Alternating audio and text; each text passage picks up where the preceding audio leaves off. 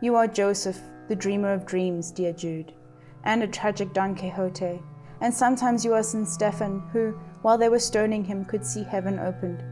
Oh, my poor friend and comrade, you'll suffer yet.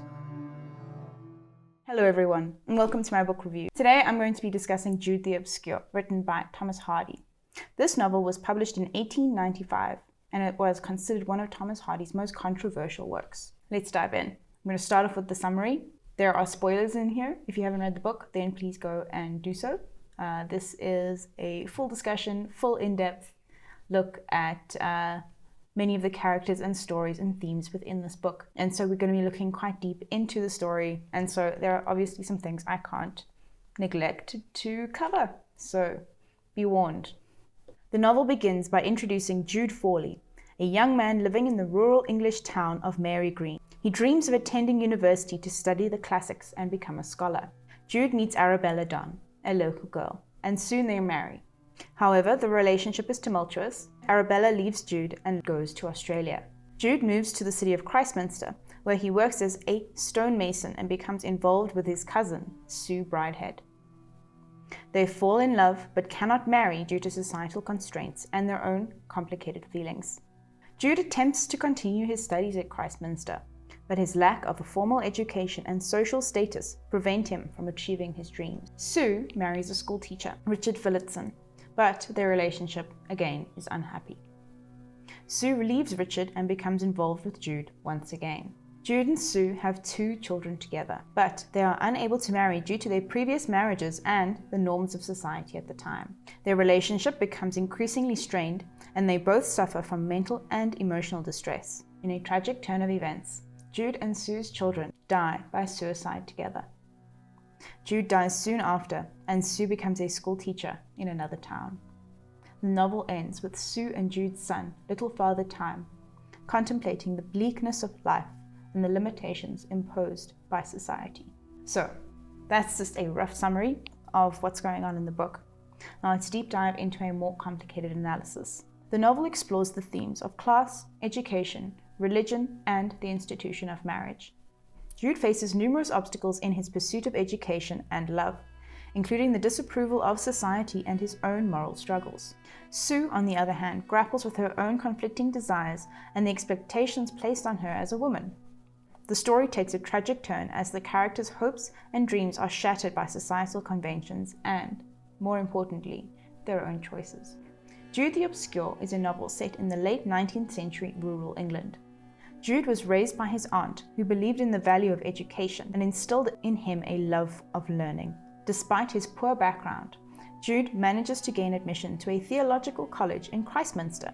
This is based on the real-life Oxford University, where he hopes to further his education and become a scholar. As a poor, uneducated man, he faces numerous obstacles in his pursuit of education and upward mobility. Jude's aspirations are further complicated by his love for his cousin, Sue Bridehead, a woman who shares his intellectual curiosity, but also struggles with her own internal conflicts regarding love and marriage. Sue is independent and fiercely intelligent, but also deeply conflicted about the societal expectations placed on her as a woman and the constraints of marriage.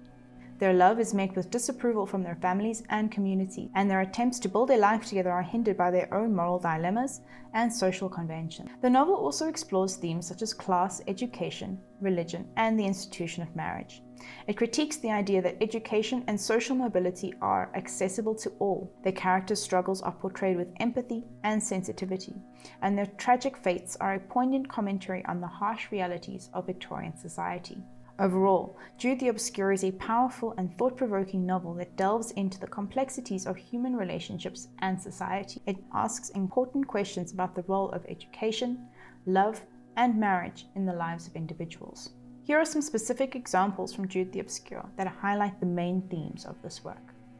Class and education. Jude's lack of education and social standing prevents him from pursuing his dreams of becoming a scholar. His low social status is emphasized when he is denied entry to a church choir despite his singing ability, and later when he is ostracized by his peers at the theological college due to his poor background. Religion. The novel explores the theme of religious hypocrisy through the character of Phillotson. Jude's former teacher and later Sue's husband. Phillidson's religious beliefs are often at odds with his actions, and he uses religion as a means of control over his students and later over Sue. Love and marriage. The relationship between Jude and Sue challenges traditional gender roles and societal expectations of marriage. Sue's unwillingness to conform to the traditional role of wife and mother, and Jude's inability to provide for her financially, lead to tension and conflict in their relationship. The novel ultimately portrays the devastating consequences of choices made and the expectations placed on love and relationships. Social constraints. The characters in the novel are all constrained by the societal norms and expectations of Victorian England. Arabella Dunn, for example, is forced to resort to manipulation and deceit in order to survive due to her lack of education and social status. The character's struggles to break free from the social and economic constraints are a central theme of the novel. Here are some specific examples of all of these societal constraints. Both Jude and Sue are trapped in unhappy marriages that prevent them from being together. Jude is legally married to Arabella, and Sue is legally married to Phillidson. Despite their love for each other, they cannot be together without defying the laws of society. The restrictions of marriage laws limit their agency and make it difficult for them to pursue their own happiness. Religious beliefs. The characters in Jude the Obscure are also constrained by the religious beliefs and values of their time. Many of the characters are deeply religious, and their beliefs often clash with their desires and their aspirations. For example, Sue's fear of eternal damnation prevents her from fully embracing her love for Jude, and Jude's guilt over his sexual desires causes him to question his own worthiness as a person. So now we're going to do a deep dive into Jude. Character study. Jude is depicted as a deeply introspective and sensitive young man who is acutely aware of his lack of social status and identity. He is passionate about learning and seeks to improve his social status through education and intellectual achievement. Jude's desire for personal growth and self-discovery is a driving force in his life, and he's willing to make sacrifices to achieve his goals. However, Jude's pursuit of intellectual fulfillment is hindered by his lack of financial resources and social connections. He struggles to gain acceptance into the academic community, and his social and economic background limits his opportunities and aspirations. Jude's sense of isolation and alienation is further compounded by his conflicted romantic relationships. He falls in love with his cousin, Sue Bridehead. Jude's moral struggles are also evident in this relationship with Arabella Dunn, a woman he marries impulsively but then later regrets. Throughout the novel, Jude's character is defined by a deep sense of tragedy and disillusionment. Jude's character embodies the tension between tradition and modernity, between personal aspirations and societal constraints. In many ways, Jude can be seen as a tragic hero, driven by his own idealism and passions, but ultimately brought down by the very forces that he seeks to overcome. His character represents the struggle of the individual to survive in a harsh and judgmental world. Overall, Jude's character is complex and multi-layered, reflecting the themes of identity, belonging, and social constraints that are central to Jude the Obscure. His character embodies the contradictions and struggles of Victorian society, and his tragic fate serves as a commentary on the late 19th century. There are many significant quotes in Jude the Obscure that reveal Jude's character, but one in particular that stands out is, "I have been in the world, I have done my best, and I have lost it. Whatever I had, I have lost." This quote, spoken by Jude towards the end of the novel, encapsulates his sense of despair and defeat. It reveals the depth of his pain and disillusionment with the world, and suggests that he sees himself as a failure who has been unable to achieve his dreams.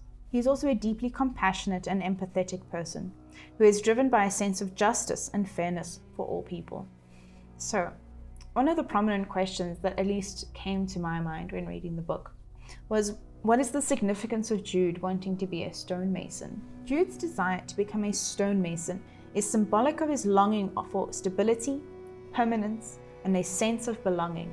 And his desire to become a stonemason is driven by his hope that it will provide him with a stable and secure future. Stonemasonry is a craft that requires skill and dedication, and is often associated with tradition, heritage, and craftsmanship. Additionally, the idea of working with stone represents the notion of creating something lasting and enduring. His longing for stability and permanence is ultimately at odds with his desire to pursue his career in academia, which requires mobility, adaptability, and an openness to new ideas and experiences. Now we're going to look deep into the character of Arabella Donne, Jude's first wife. Arabella is a complex character who embodies the societal expectations of women during the Victorian era. She is portrayed as cunning, manipulative, and uneducated, but also resourceful and pragmatic. Her character highlights the limited options available to women of her class in education and the desperate measures they often had to resort to in order to survive. Arabella's relationship with Jude is fraught with tension as they are forced into a loveless marriage due to societal pressure and their own misunderstandings. One of the most significant scenes that features Arabella Donne is the scene where she seduces Jude in the wheat field. A quote, "She had seized on the only man she had ever known whose emotions, virtues, and vices, all alike, wore unmistakably the same naive, childlike complexion as her own." In this scene, Arabella comes to the wheat field where Jude is working and asks him to open a gate for her. When he does, she uses the opportunity to seduce him, telling him that she wants to be his wife and can make him happy. Despite his initial reluctance, Jude eventually succumbs to her advances. This scene is significant for several reasons. First, it establishes Arabella as a sexually assertive and manipulative character who is able to get what she wants by using her sexuality. Second, it marks a turning point in Jude's life as he realizes that he is not content with his current situation and begins to yearn for something more. Finally, the scene foreshadows one of the larger themes of the novel, the destructive power of sexual desire.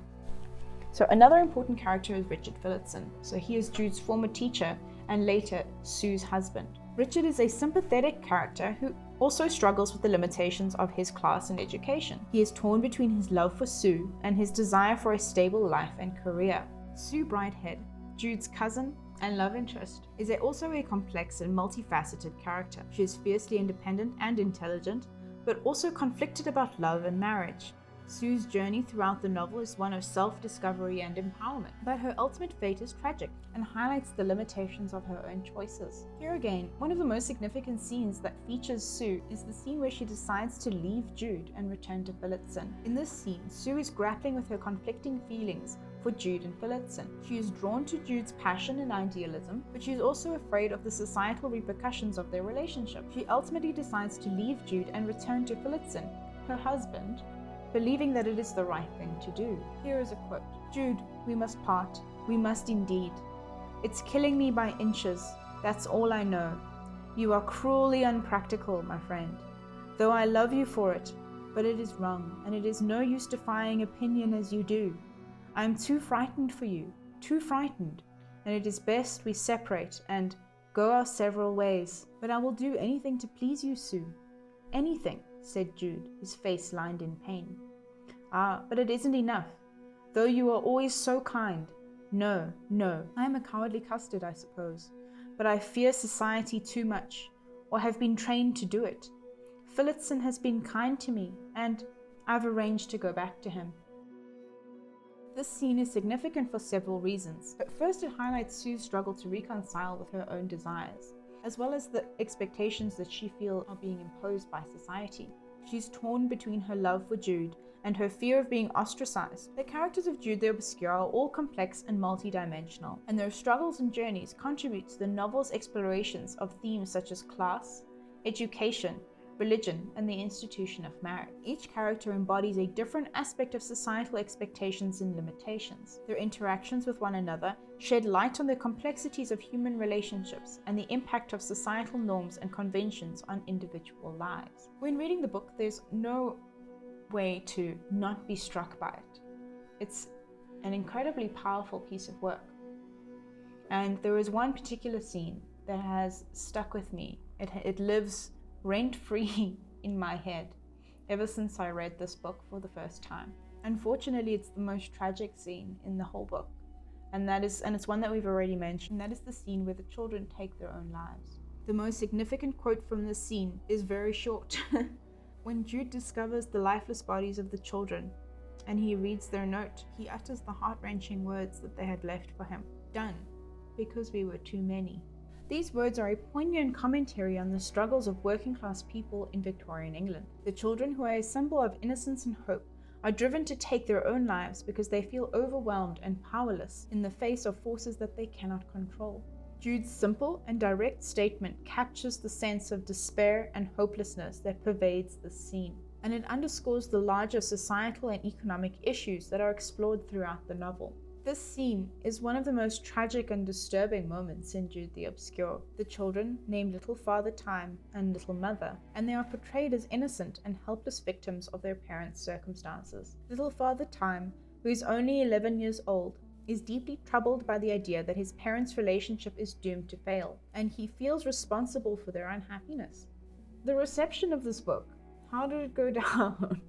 It didn't go well for Thomas Hardy. It was his last novel. He had written many novels before that, some of which you may well have read. I think some of the most popular ones are Tess of the D'Urbervilles and Far from the Madding Crowd, both of which I highly enjoy, but I really wanted to start with Jude the Obscure because as his final work, it's also probably his most telling work. He didn't write a book again. I mean, he wrote poetry for the rest of his life. The publication of Jude the Obscure in 1895 was met with controversy and harsh criticism due to its portrayal of sexuality and pessimistic themes. The novel was seen as morally objectionable, and many critics were outraged by its frank treatment of sex, marriage, and religion. The negative reception of Jude the Obscure deeply affected Hardy, who was already sensitive to criticism. While there were likely many factors that contributed to his decision to stop writing novels, the harsh reception of Jude the Obscure certainly played a significant role in his career as a novelist coming to an end. Overall, Jude the Obscure is a poignant and thought-provoking novel that explores important themes that are still relevant today. It is not an easy read, and the tragic ending might be too difficult for some readers, but it is a worthwhile and rewarding experience. So, to finish off, be a good boy, remember, and be kind to animals and birds, and read all you can. Thank you so much for watching this video. I hope you've enjoyed my review of Jude the Obscure by Thomas Hardy. If you're a fan of popular and obscure book reviews, then please be sure to check out my other videos for more content on books and writing. I'm constantly learning and expanding my knowledge, so if you have any suggestions or books or topics for me to cover in future videos, then please feel free to let me know in the comments down below. Thanks again for watching, and I look forward to seeing you in my next video. Until then, happy reading!